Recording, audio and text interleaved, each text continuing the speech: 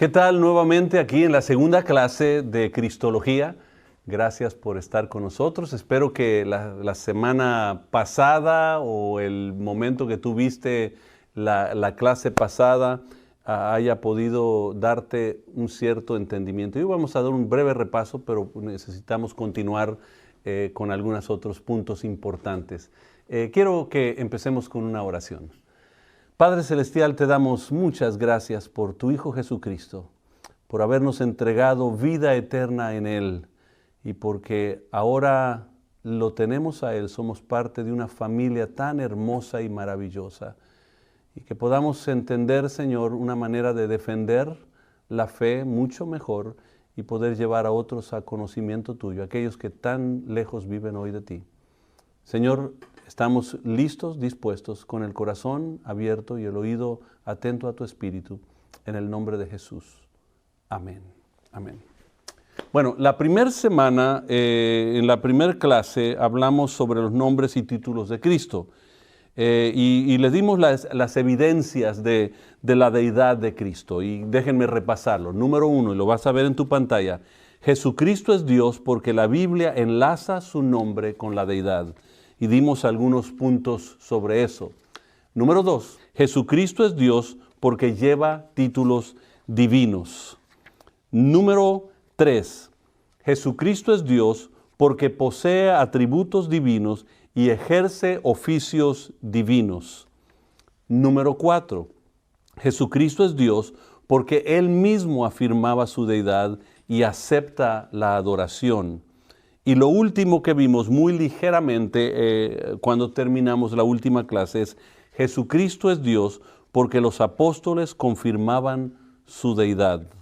Hay varios ejemplos de eso, los milagros que se veían. Juan que fue testigo, Pedro fue testigo, hay tantos que vieron eso. Entonces podemos afirmar Jesús no es cualquier otro hombre, es Dios, Dios encarnado y todavía vamos a entrar mucho más a fondo en eso después. Pero hoy vamos a hablar un poquito del punto 6 de toda esta fase. Jesucristo es Dios porque tiene una posición de igualdad en la Trinidad. Entonces, yo quiero empezar hablando sobre la importancia de entender eso. Dios es Dios no en tres manifestaciones, Dios es un Dios en tres personas, solo un Dios. Yo tuve hace muchos años que una persona me preguntaba, cuando lleguemos al cielo, ¿vamos a ver tres tronos o vamos a ver un trono? Y yo le dije, mira, número uno, cuando llegue al cielo, al llegar ni me va a importar si hay tres o uno, pero solo hay uno, porque Dios es solo uno, pero hay tres personas. Y eso es importante entenderlo. Hace momentos hablando aquí sobre eso, me daban un relato como un niño, a veces tratar de entender en detalle algunas cosas, es como un niño pequeño tratar de entender cómo piensa su padre, un adulto. O sea, un niño pequeño de 4, 5, 6 años no puede razonar ni pensar todo lo que está en el pensamiento de una persona grande.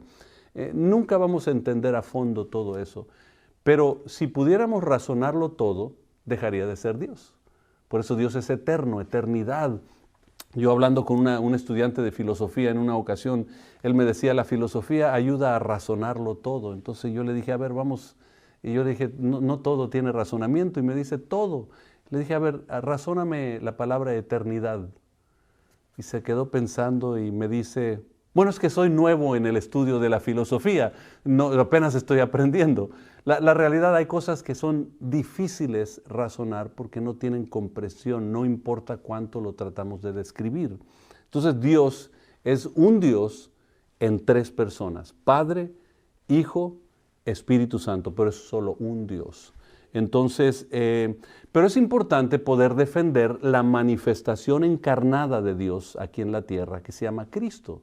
Es importante entenderlo. Y ahorita vimos que es Dios, tiene nombres de Dios. Los mismos pasajes del Antiguo Testamento lo usa el Nuevo Testamento usando Jehová. Entonces tú dices, bueno, entonces es Dios. Y de pronto encuentras pasajes como Juan capítulo 14, versículo 28. Anótenlo porque algún día va a salir. Donde de pronto Jesús dice, el Padre es mayor que yo. Bueno, entonces, ¿es el mismo o no es el mismo, no? Y de pronto encuentras en Mateo 24, 36, donde dice, nadie sabe el día y la hora, ni los ángeles, ni el Hijo mismo sabe, solo el Padre que está en el cielo. ¿Por qué diría eso Jesús? Si Él es el mismo, si Él es Dios, si Él es la plenitud de la deidad de Dios, entonces, ¿por qué da esos datos? Y vamos a irlos entendiendo mucho más. Y les digo, les doy algo por adelantado. El que tú entiendas y puedas comprender una figura como Jesús y otra figura como Cristo, es el mismo, pero una parte es la deidad y otra parte es la humanidad. La humanidad tenía sus limitantes, estaba limitado a tener que comer, a tener que dormir, a tener que trabajar, estaba limitado a donde él podía caminar, pero Cristo no tiene límites, es Dios, todopoderoso, omnisciente, omnipresente, omnipotente. Y de pronto si tú haces esa separación, nada más para ver la manifestación de lo que Él hace, de pronto podrás entender mucho más algunos pasajes donde de pronto Él dice, el Padre es mayor que yo. Ah, bueno, el que estaba hablando ahí es la encarnación, el que estaba limitado a este cuerpo, como tú y yo, que tenía que sufrir, que tenía que pasar por los momentos, que tenía que caminar a los lugares. Y puedes entender, y aunque en esa persona estaba todo, se limitó a eso porque vino a redimirnos. Recuerden que para redención se requerían tres cosas. Para redimir se requería el deseo de hacerlo. O sea, en el Antiguo Testamento, si tú querías redimir un terreno, tú tenías que tener el deseo de hacerlo. Tenías, segundo, que tener la capacidad para hacerlo. O sea, tenías que tener la liquidez, la economía para poder redimir a un pariente que había perdido su terreno por algún motivo.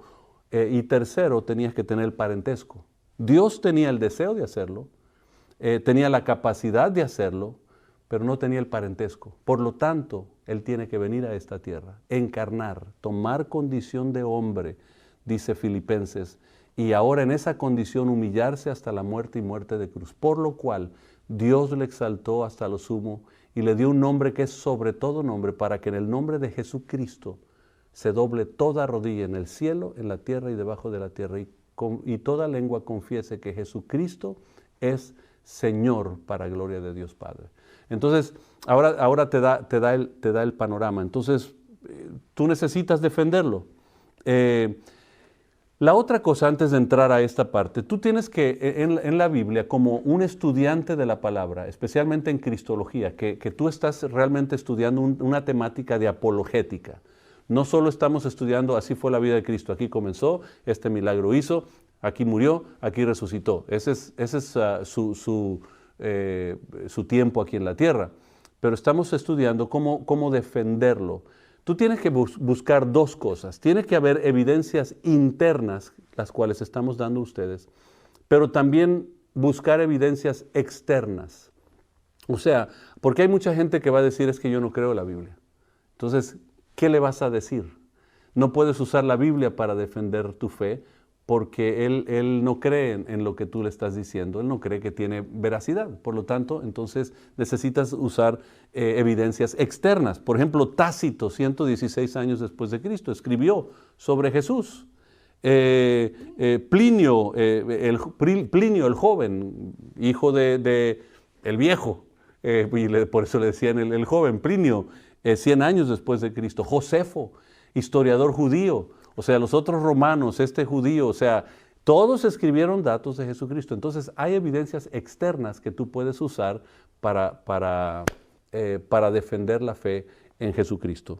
Hablemos un poquito de esto que se llama la Trinidad o la deidad de Jesús. Vamos a hablar de eso. Jesucristo es Dios porque tiene una posición de igualdad en la Trinidad. Hay herejías cristológicas, y déjenme mencionar algunos, y van a aparecer cómo se escriben en su pantalla, yo lo voy a pronunciar.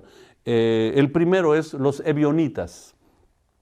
Los ebionitas básicamente significan los pobres, pero ellos decían que era solamente hombre.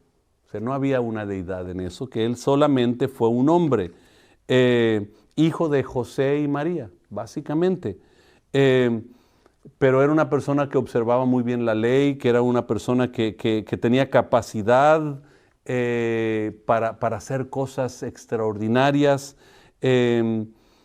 Y esas cosas lo capacitaron para ser una persona que pudiera representar tipo al Mesías. Entonces, los ebionitas, vas a notar, muchas de estas filosofías todavía se creen.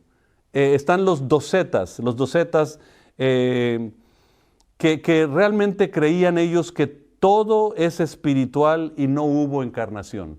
Hubo un evento espiritual que surgió, ¿no? Curioso porque ahí contradice algunos datos Josefo, que era un historiador que habla de físicamente un hombre llamado Jesús y todo eso, y lo relaciona. Tácito, que escribió sobre algunos encuentros que él tuvo con algunos líderes romanos. Entonces tiene que decir, bueno, Tácito también se equivocó, pero bueno, no vamos a entrar a eso.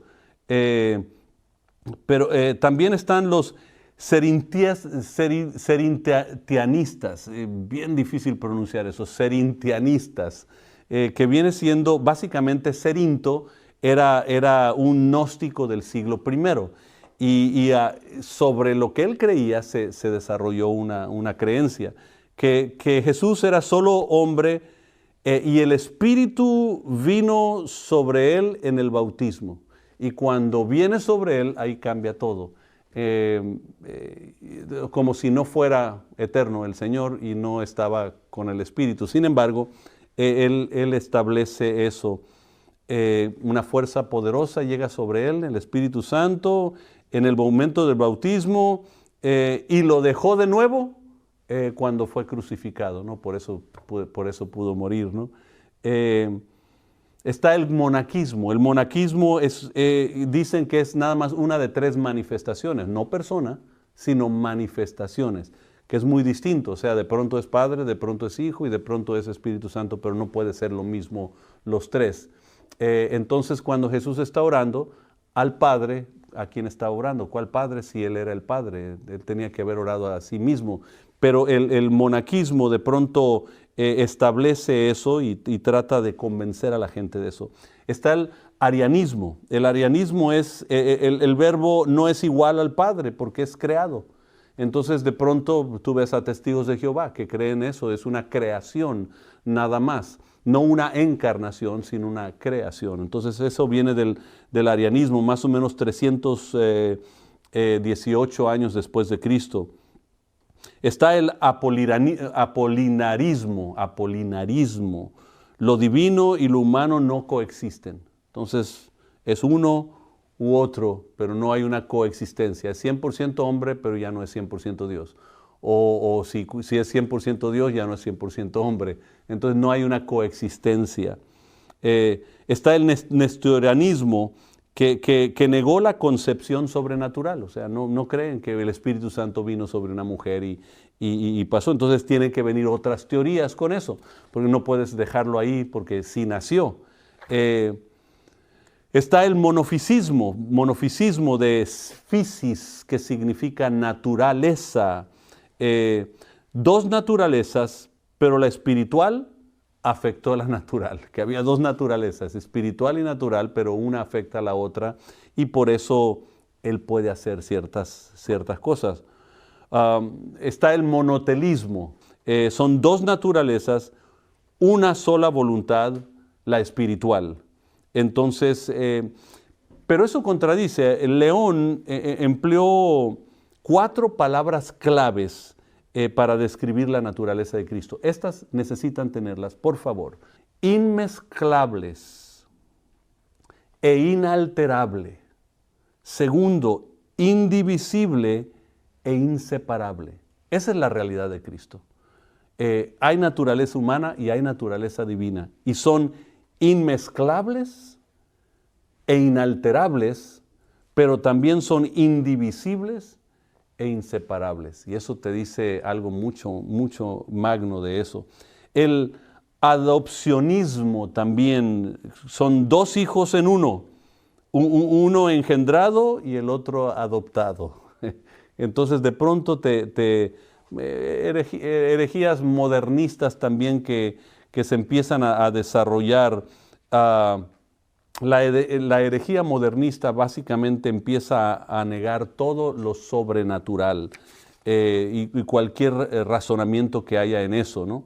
Entonces, el estudio de las herejías cristológicas se descubre que existe una relación íntima entre el punto de vista que se tiene de la Biblia y su cristología. Segundo, los principios hermenéuticos que se emplean afectan la manera que se interpretan los hechos básicos en cuanto a Jesucristo. Las desviaciones que nosotros vemos de pronto son básicas en la fe cristiana. Estos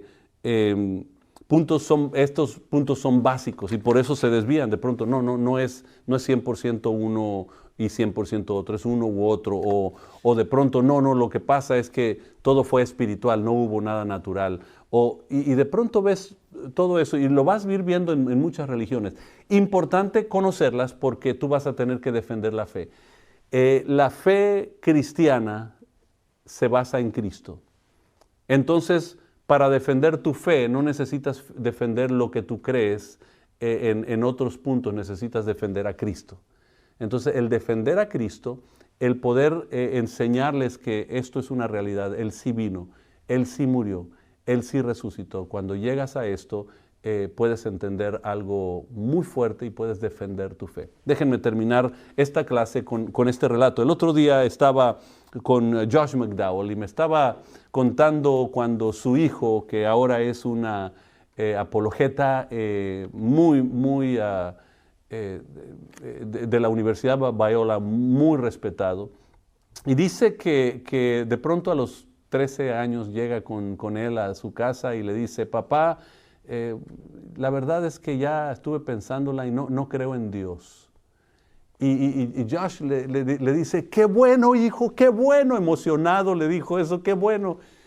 Y dijo: bueno, padre, creo que no me escuchaste, es que ya no creo en Dios y en Cristo, en todas esas cosas. No, qué bueno, hijo, y emocionado le volvió a decir. Y dice: ¿por qué? ¿Por qué reaccionas así? Dice: porque ahora tú vas a tener que escudriñar para buscar la verdad. Y cuando encuentres la verdad, no la niegues solo porque es la fe de tu padre. Niega solo aquello que no es verdad, pero lo que es verdad, créelo, no importa que sea fe de quien sea. Entonces, lo que yo estoy pidiendo a ustedes es: escudriñen. Hay evidencias internas, hay evidencias externas. Hay gente que dice esto. Bueno, ¿qué dice la Biblia? Empezamos diciéndoles lo que dice la Biblia. No es Dios. Bueno, ¿qué dice la Biblia? Aquí es Dios. Y de pronto las evidencias te van dando la respuesta verdadera. Escudriña las Escrituras, vas a encontrar la respuesta y poder defender el cristianismo como debes de defenderlo. Muchas gracias, nos vemos en la próxima clase.